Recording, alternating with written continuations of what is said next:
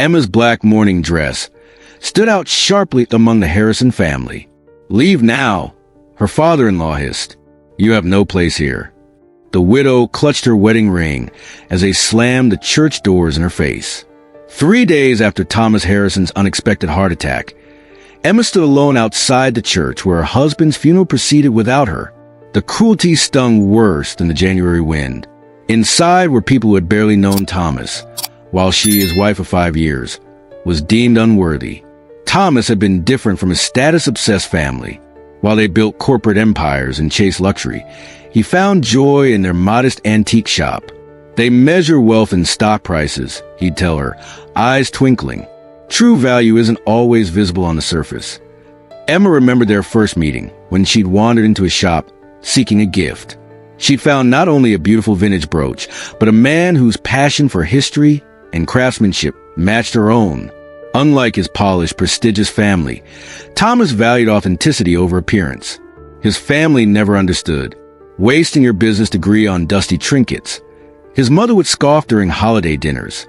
Look at Victoria with her marketing firm, and Robert heading father's investment company.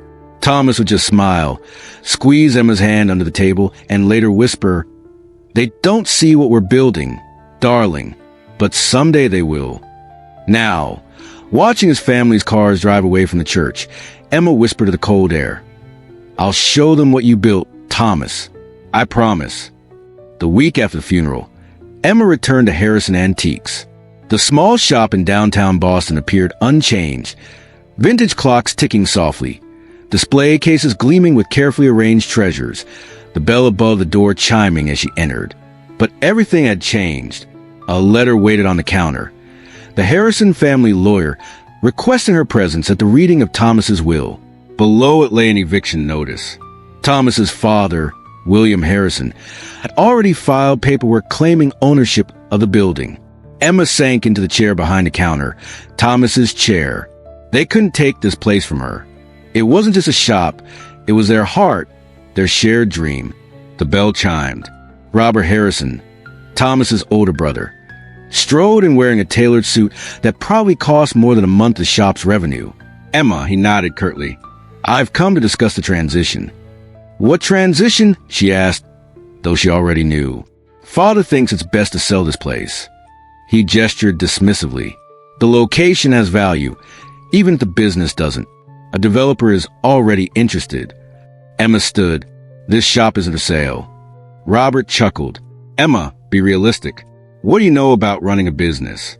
You were a museum assistant before Thomas married you." "I know plenty. Thomas taught me everything." Thomas was sentimental. Father indulged his little hobby. But let's be honest, this shop barely breaks even. "You know nothing about our business," Emma said, her voice steady despite her racing heart.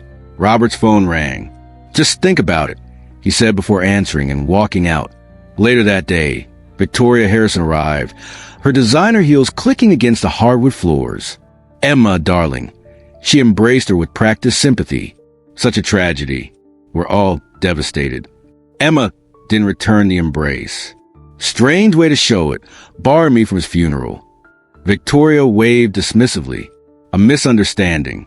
Mother was emotional. She surveyed the shop. "Have you considered your next steps? The Harrisons will take care of you, of course. Perhaps a small apartment, a monthly allowance." "I'm keeping the shop," Emma interrupted. Victoria's smile tightened. "That's sweet but unrealistic.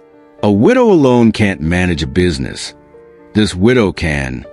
Victoria's facade cracked. "Don't be difficult. Father's already arranged for the shop's inventory to be appraised next week. Without my permission? I'm Thomas's wife, his heir. But this property has been in the Harrison family for generations. Surely you understand blood matters." After Victoria left, Emma locked the door and flipped the sign to closed. Her hands shook as she made her way to the back office. Thomas had prepared her for running the shop, teaching her about inventory, authentication, supplier relationships. But he hadn't prepared her for this battle. She opened his desk drawer, seeking comfort in his familiar things. A small notebook, his favorite fountain pen, receipts neatly paper-clipped together.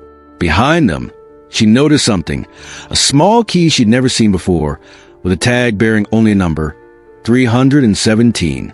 Emma turned it over in her palm. Another drawer? A lockbox? Thomas had kept no secrets from her, or so she thought. That night, 2 more letters arrived. The bank was calling the shop's loan, demanding immediate payment in full. Their primary supplier emailed, regretfully terminating their long-standing arrangement. The Harrisons were cutting off her resources, starving her out. Emma placed a mysterious key in her pocket. Thomas had always said, in antiquities, the most valuable pieces often have hidden compartments. Perhaps the same was true of their life together. The next 2 weeks brought a calculated siege. The Harrisons moved methodically, using their influence to isolate Emma from resources and support. Their family friend at Boston National Bank explained with practiced regret that without Thomas, the shop's loan needed restructuring. Suppliers suddenly discovered inventory shortages that prevented filling her orders. Even loyal customers began canceling appointments after Victoria was spotted lunching with several of them. At a small cafe across from the shop, Emma overheard 2 women whispering, "She trapped him with marriage, you know." The Harrisons say she was after his family money all along. Emma dropped her spoon, soup forgotten. The rumor mill was working overtime. One rainy Tuesday, William Harrison himself appeared at the shop, his chauffeur holding an umbrella as he stepped from his Bentley. At 70, he remained imposing, silver-haired, steel-eyed, immaculately dressed. "Emma," he nodded, not offering his hand. "This has gone on long enough." "I agree," she replied coolly. "Your family's behavior is shameful." William's jaw tightened. "I prepared a generous settlement. The papers need only your signature." He placed a document folder on the counter. $200,000. More than fair for a 5-year marriage to my son. Emma didn't touch the folder. "I'm not selling my husband's legacy. My son wasted his potential on this." He gestured around the shop with disdain. "Hobby. The Harrison name means something in Boston.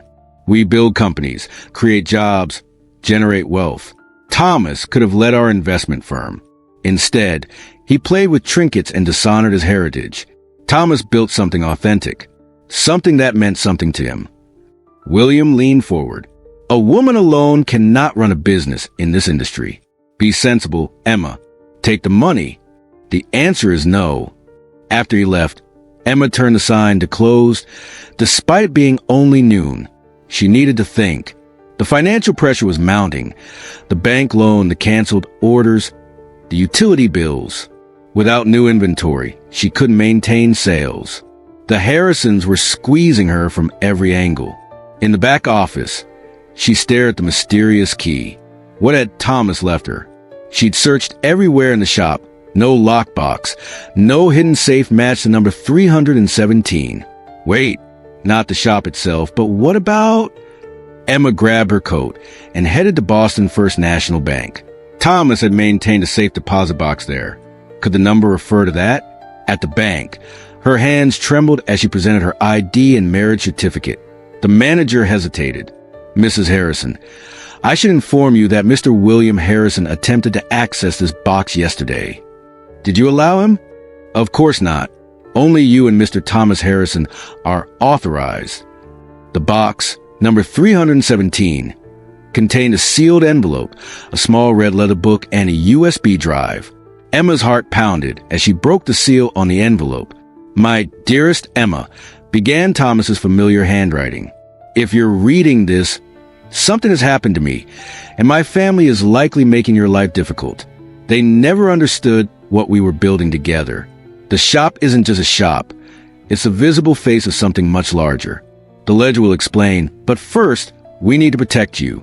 Tomorrow at 10 a.m., meet James Thompson at his office. He's not just our lawyer. He's been my confidant for years. Show him this letter. He'll know what to do." Emma clutched the letter, the red ledger, and the USB drive to her chest. For the first time since Thomas's death, she felt something beyond grief. Hope. The next morning, the Harrison family gathered in Thompson's mahogany-paneled office. Robert and Victoria sat front and center, their parents beside them. Emma entered last. taking a seat near the door, the red ledger secure in her purse. James Thompson adjusted his glasses. Thank you all for coming. Before we begin, I have specific instructions from Thomas regarding the reading of his will. William Harrison cleared his throat. Let's get on with it. We all have businesses to run. Thompson nodded, then pulled out an envelope seal with a Harrison family crest. Thomas requested I read this letter first. My dear family, Thompson read, if you're hearing this, I've departed earlier than expected. I imagine you've already begun dividing my failed antique shop in your minds. Victoria shifted uncomfortably. For years, I've watched this family measure success only in profit margins and status. You confuse net worth with self-worth. But one person saw beyond that. One person understood what I was building. Thompson continued. To my family who measures value only in dollars and status symbols, you're about to learn exactly what you've overlooked. The lawyer set down a letter and picked up the will. To Robert and Victoria Harrison, I leave $1 each. Robert jumped to his feet. This is ridiculous. To my parents, William and Catherine Harrison, I leave my collection of family photographs so they might remember when a Harrison name stood for integrity, not just wealth.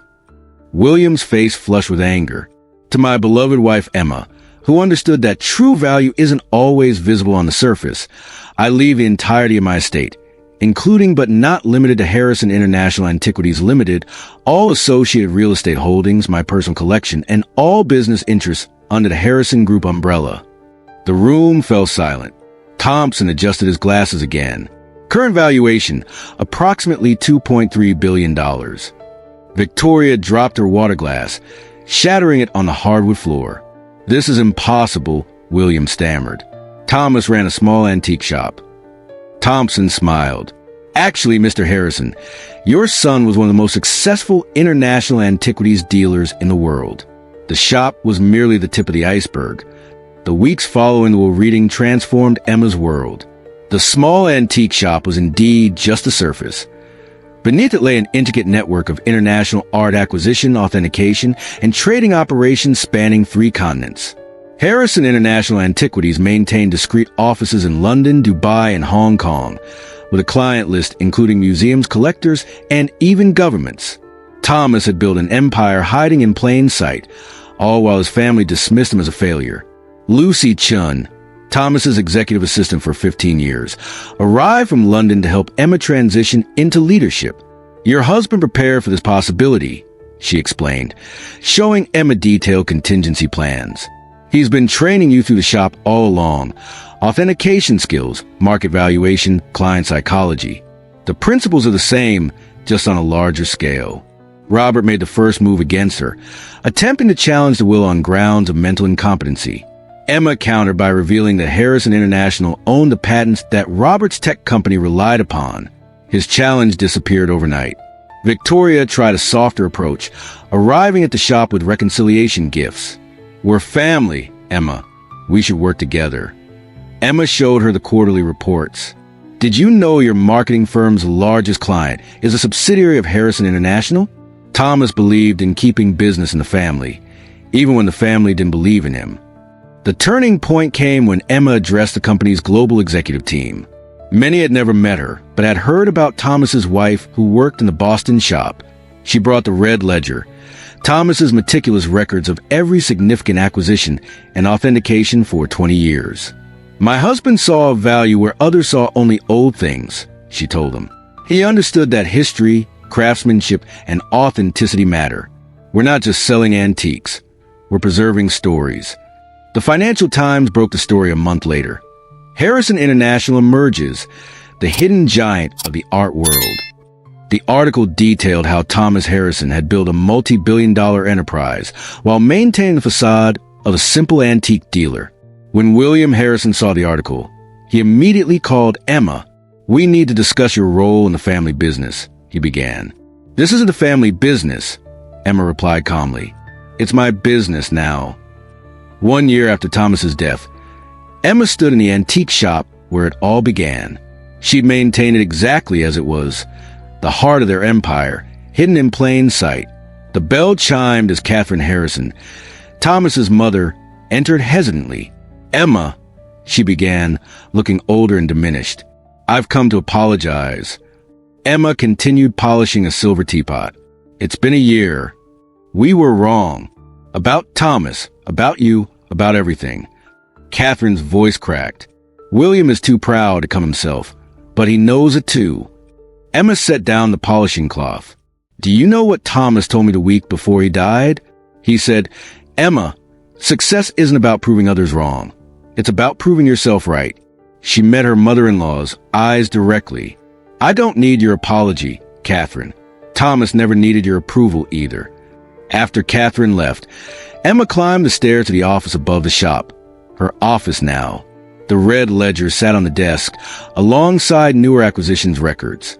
Harrison International had grown 30% under her leadership, expanding into digital authentication technology while maintaining their reputation for impeccable integrity. The hidden compartment in Thomas's desk still held secrets he'd wanted her to discover gradually. Tonight, she'd found photographs of an undeveloped property in Kyoto with plans for a restoration academy. The shop bell chimed again. Lucy appeared in the doorway. "Mrs. Harrison, Hong Kong is calling about the Ming acquisition." Emma smiled, remembering Thomas's words. The greatest treasures are often overlooked. The Harrisons had overlooked Thomas. They had overlooked her. They would never make that mistake again. 7. Engagement prompt. If this story touched your heart, please share your thoughts in the comments. Have you ever discovered unexpected strength during life's darkest moments, like Emma did? Or perhaps you've been underestimated, only to prove your true value later? Every share inspires others to see hope beyond loss. Subscribe to our channel for more powerful stories of strong women rebuilding their lives against all odds.